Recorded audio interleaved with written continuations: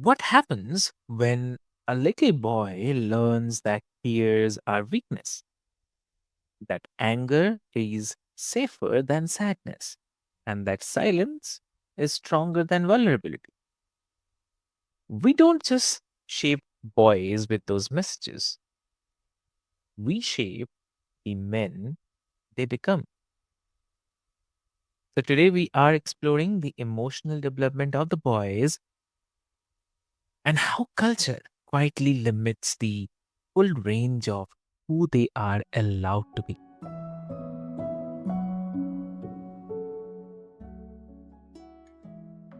Yes. So, hey, dear listeners, welcome back to another powerful episode of Healthy Mind, Healthy Life, where we explore the emotional foundations that shape identity, relationships, and well being. I'm your host, Avik, and today I'm joined by a lovely guest. Please welcome Gloria Vanderhor. So, welcome to the show. Thank you. I'm delighted to be here and I loved your introduction. You are right on target about how we relate to our boys and then what happens to them as men. It's perfect. Thank you. Thank you so much, Gloria. And um, thank you so much for joining us today. And dear listeners, before we deep dive into our discussion, I'd quickly love to introduce you with Gloria. So, Gloria is a psychologist with over 50 years of experience working with preschoolers to adults. So, she has dedicated much of her career to understanding how our culture restricts the emotional development of boys and men. Often,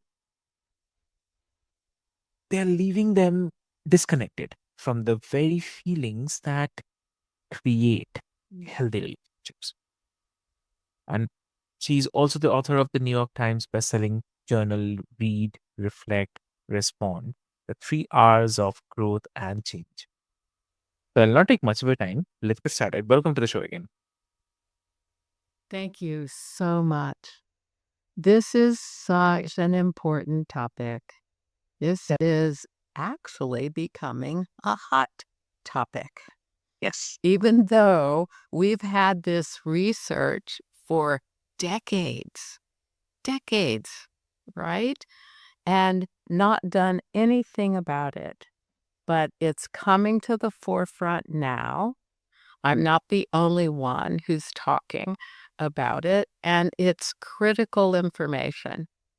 The amazing part about this is that mothers and women who care for infants do this without recognizing that they're doing it.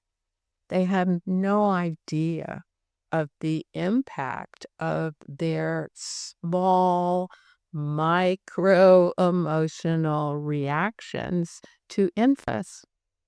Infants are brilliant. You come into the world with a brain that is designed to be brilliant on your behalf. You can't walk, you can't talk, right? So the only way that you can impact the world around you is through emotional expression, right? Through crying or smiling or cooing. That's the only way you can have an impact. So your brain is constantly monitoring the environment and it's doing it accurately. It wants you to survive and to thrive. So it's reading everything in the environment in order to keep you safe, to keep you healthy, and to keep you attached.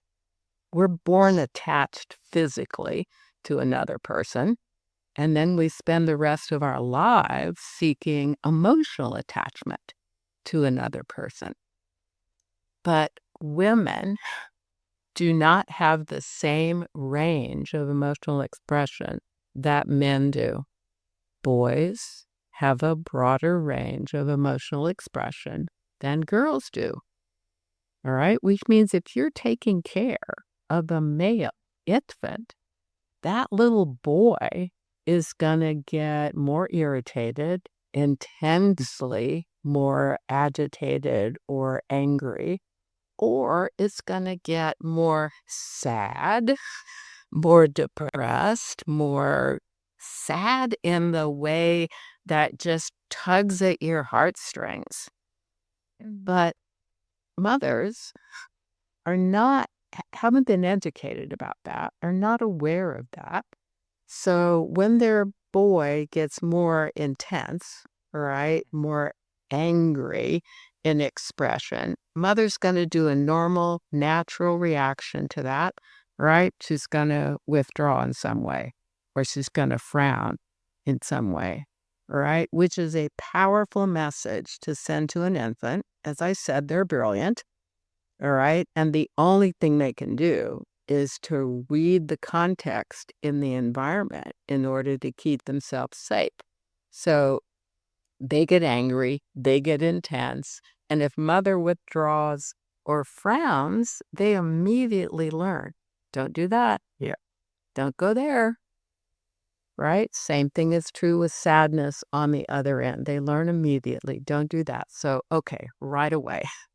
Right? In the first few months of life, we have boys narrowing the range of their emotional capability. And it's not something that you get back easily, right? It's buried, it's not gone. Your brain never loses any of this. It's not gone, but you cannot easily access it. And that's powerful. Exactly true. Yeah. And um, I'd love to ask you, right? You began your work with young boys who were often labeled as kind of problematic. So, when did you realize that what was being treated as misbehavior was often misunderstood emotion? It happens pretty quickly when you're working with preschool boys. First of all, they get identified as problematic in the classroom because they do move around more, typically, than little girls do. They have more difficulty controlling their bodies, right? So they don't sit quietly in the circle. They're moving or they're elbow somebody or they're stretching, right? They're busy. They process a lot of things with their body, whereas the little girl can sit in the circle, can be quiet, and can be still, right? She can maintain composure in her body. So they get sent out for evaluations. The question is, does this little boy have attention deficit disorder or is something else wrong with him? And I learned pretty quickly because preschools send these boys, and the boys educated me. If you just pay attention to their communication, you will learn very quickly the ones that have difficulty with processing and the ones who are just busy, normal, active boys. So I got educated by the boys themselves. And then as I worked with boys as they got older and I worked with men, a lot of the fathers of these children put themselves on my calendar to learn more about their early histories and how they were also identified as problems in the classroom. So I got educated by the male population from preschool all the way up through aging. And all I'm doing is sharing that with you and everyone else that will listen, right? The way in which we relate to boys and men limits them emotionally. So it's no surprise that our jails are full of men. They don't learn how to process. their feelings and to problem solve in ways that are not impulsive or aggressive. Eh, Yeah. And regarding, if I have to talk about a misconception, right? Boys are naturally very less emotional. So obviously, I mean, there's a kind of persistent belief that boys are simply less emotional than girls. So, from your decades of experience, what do you think? I mean, how accurate is that assumption? So we know factually that boys do have a broader range of emotional expression. We also know factually that the culture modifies that range dramatically for men. Uh, Women say, all right, I want a guy who is sensitive, all right, who can show his feelings. But if you do work with married couples, as I have done, you will notice that even though the woman says, all right, I wish he could be more emotional or I wish he would disclose more of what he's feeling, when he actually starts to do that, just like the relationship of mother to the infant, the woman does this, all right? She kind of uses her body to communicate, whoa, wait a minute. All right. So I say in my head, I want this. But when the male actually starts to be emotional, the female doesn't know what to do with it. We have also not educated our females on how to receive emotion from males. So they do the classic thing. Right. The man comes home from work. He's obviously had a very difficult day. She wants to know what happened. He gives a headline and she gives a cursory response, right? Oh, I'm so sorry. Or, that'll work out in the long run. I mean, she just does a complete placating reaction to it.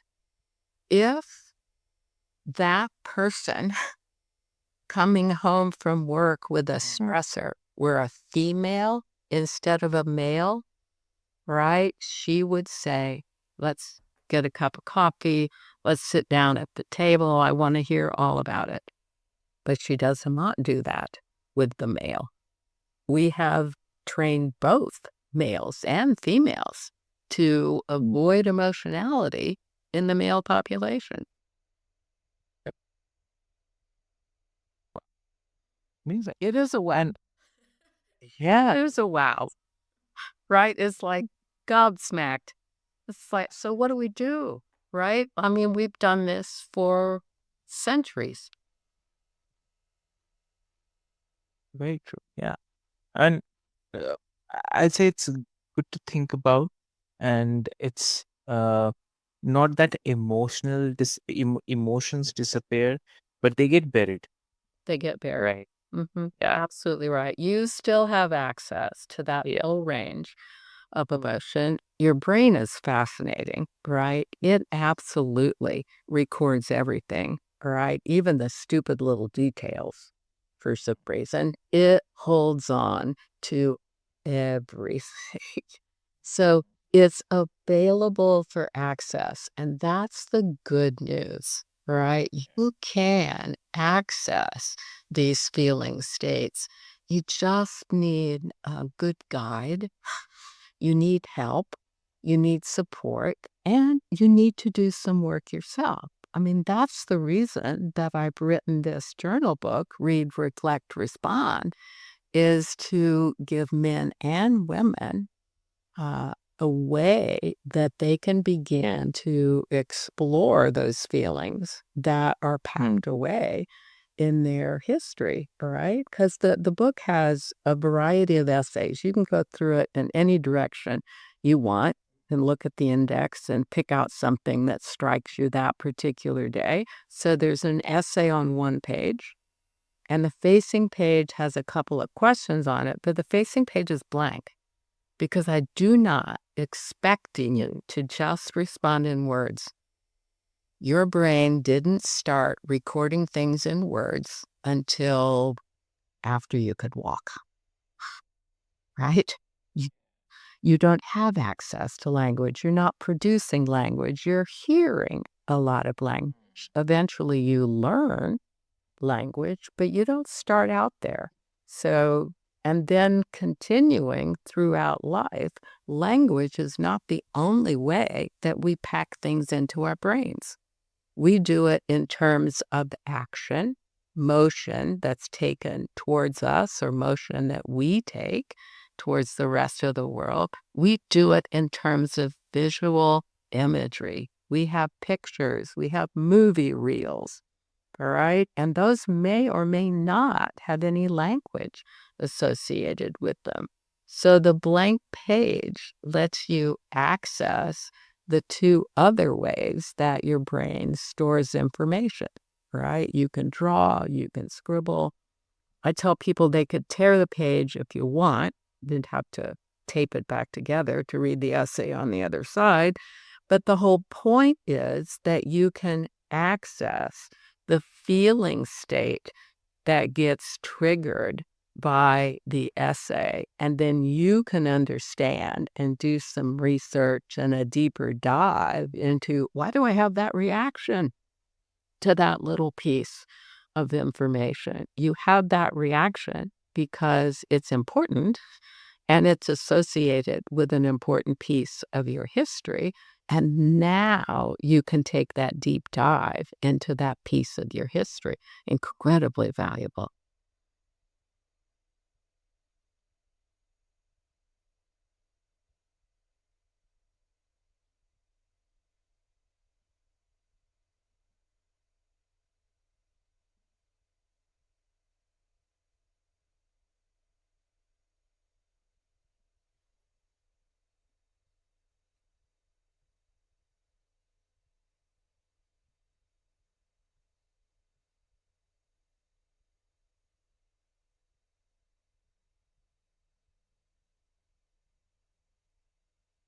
So, um, I'd say that's really great.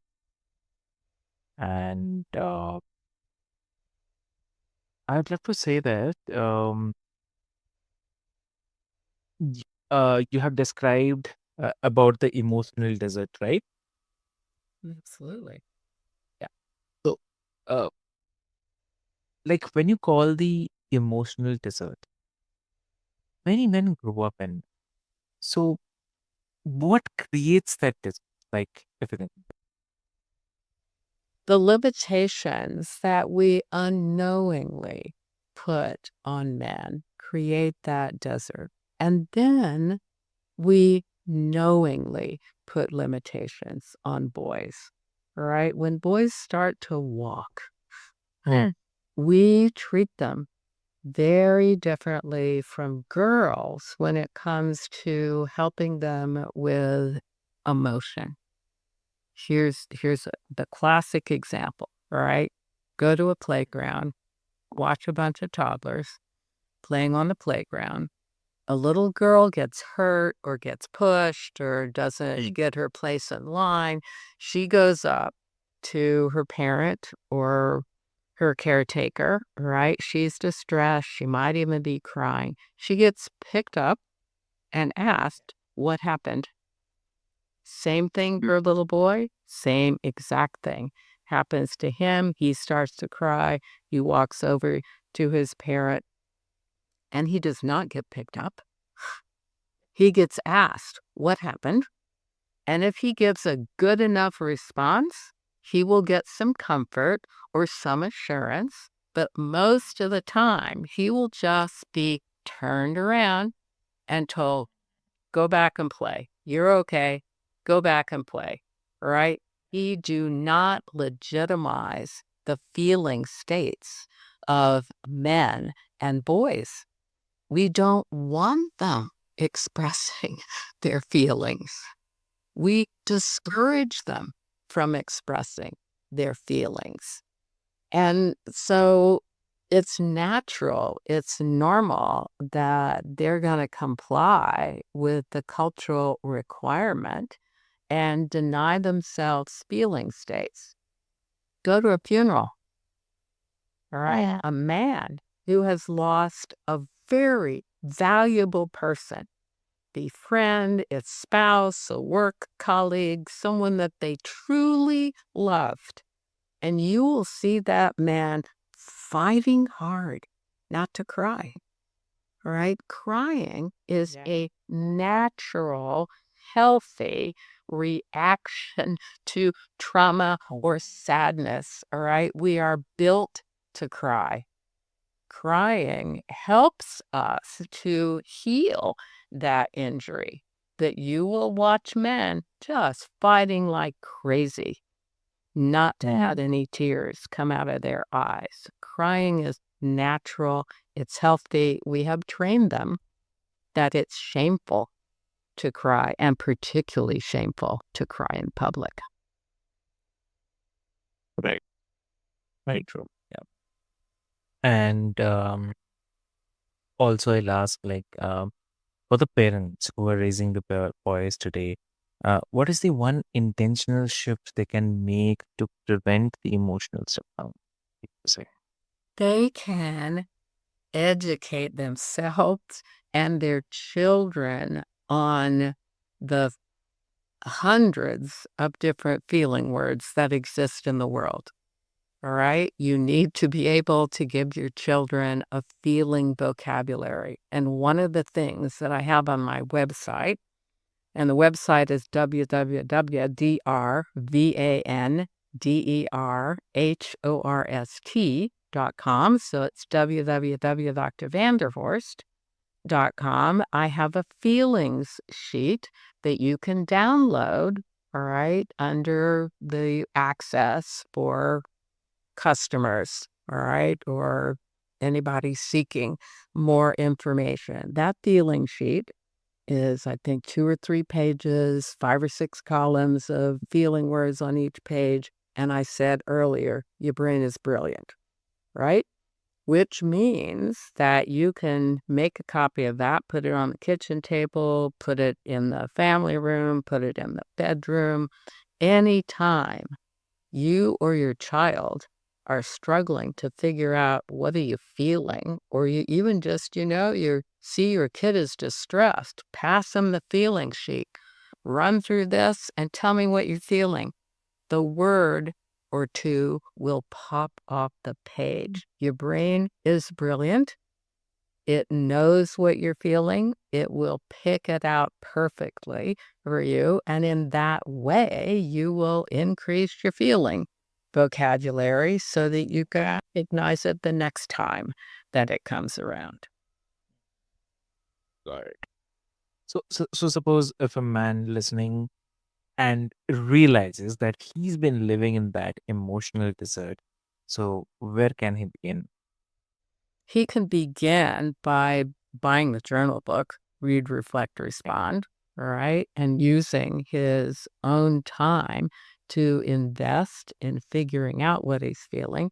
He can begin by downloading the feeling sheet and actually using it every day, right? You can go back into experiences that you've had today and run through the feeling sheet to identify, okay, what did I feel when, I expected somebody to call and they didn't call today?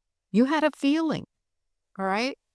It may not have been a huge feeling, but you had a feeling, and you have a responsibility to enlarge your understanding of the feelings that you experience in the course of the day. So you can do True. independent work, and then you can also put yourself into therapy. So you can take a deeper dive into your history and really take a look at the walls that were put up, the roadblocks that were put up, and make time to really take yourself seriously so that you can move through those roadblocks. They're not permanent. They're not permanent. True. And okay, so I understand like awareness kind of maybe the first step back to the wholeness. Yeah, Oh, help yourself, right? Do some independent work. Start by helping yourself understand your feeling states. exactly, exactly. So I mean, for the father, husband, or young man who are listening who struggles to name what he feels, so what do you suggest? Like, what gentle encouragement would you offer him tonight? I can tell him that he's normal, first of all, right? All men struggle to understand what they are feeling, and they are reluctant to take the risk of sharing that truth with anyone. I work with men. I talk with men, right? And they will say, I've been in this group for decades, or I've had this long-term friend since college, and I've been wrestling with this problem for the last 4 or 5 years. I've never talked to my friend about it. Never, right? We, as a population, have trained men to avoid feeling states so powerfully that even when they have long-term close relationships with other men, they have not disclosed the things that they are wrestling with in their hearts. All right. So we could encourage them to take the risk. And it's true, it really is a risk, right? Because if you disclose, I've been struggling with this for the last few years, one of your friends will discount it and not want to talk about it ever again. They will avoid feeling states because that's the way they've been trained, just like you've been trained that way. But another one of your friends will be interested, will be curious, will take the risk because it is a risk for a male to move into supporting the feeling experiences that you're having. But take risk, do the work. Very true. And so obviously, I would say that healthy boys becomes healthy men when they are given the permission to feel and not just to perform. So Absolutely. Absolutely. I encourage everyone to, if you've got boys, you're a mother of boys, you have a husband, you have a brother, right? Buy them the book. Encourage them to take themselves more seriously and open themselves up to the natural experience of legitimizing the feelings that they have. mm, amazing. So Glory, like for the listeners who want to explore your writing or learn more about your work on emotional development, where they can connect with you. The easiest is to go to my website, all right? And that's the www.drvanderhorst.com. So it's www.drvanderhorst.com. You can find all kinds of resources there. All of my writings are there. Explanations of different approaches to therapy are there. And there are some free things that you can download that can be very helpful to starting your own journey. And definitely buy the journal book, start the work. Okay. So the listeners, what I'll do is I'll put all the links and the details into the show notes for easier friends. And before we move, I'd love to say a few things like um, a healthy mind includes a range of emotion, and a healthy life includes the relationships built on emotional success. Right? So, dear listeners, here at Healthy Mind, Healthy Life, we believe that expanding emotional vocabulary expands when potential. So, if this episode has resonated, please share it, especially with someone raising a boy or navigating manhood. And with this hope, until next time, make space for feeling. So much. Thank you.